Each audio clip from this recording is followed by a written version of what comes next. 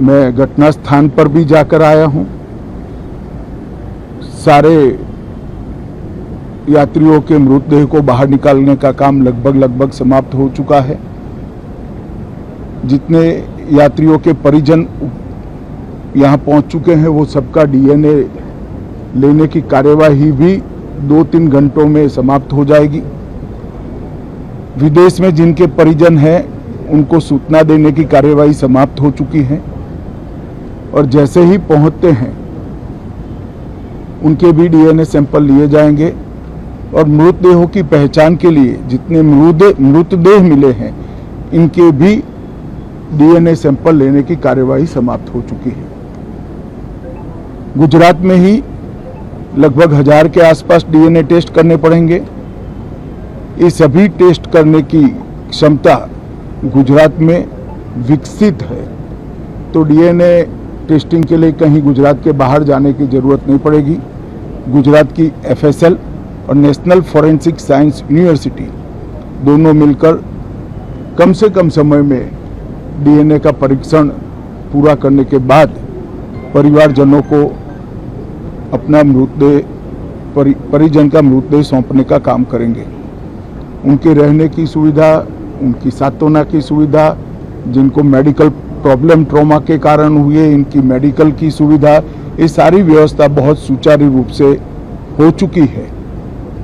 अभी review meeting में सारी व्यवस्थाओं को हम सब मंत्रियों ने साथ में मिलकर देखा है। एविएशन डिपार्टमेंट ने अपनी जांच शुरू कर दी है और जांच तेजी से आगे बढ़े इसके लिए भी एविएशन मंत्री जी ने सूचनाएं दी है। मैं फिर से एक बार राहत काम में जिन जिन एजेंसियों ने त्वरा के साथ बचाव और राहत का काम किया वो सभी का धन्यवाद करना चाहता हूं और फिर से एक बार जिन्होंने अपने परिजनों को गंवाया है, हताहत हुए हैं, वो सभी को मनपूर्वक संवेदनाएं व्यक्त करता हूं। मैं एक बात जरूर कहना चाहता हूं कि ये एक्सीडेंट है, एक्सीडेंट को कोई रोक नहीं सकता,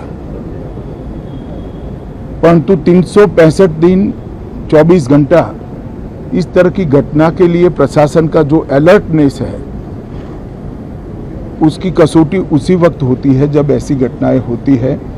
और आज गुजरात के डिजास्टर मैनेजमेंट की तैयारियों का एक प्रकार से दुर्भाग्यपूर्ण तरीके से मगर कसौटी हुआ और बहुत त्वरा के साथ यहाँ पर काम किया गया, वो पूरे देश के मीडिया के सामने और परिजनों के सामने भी आया है।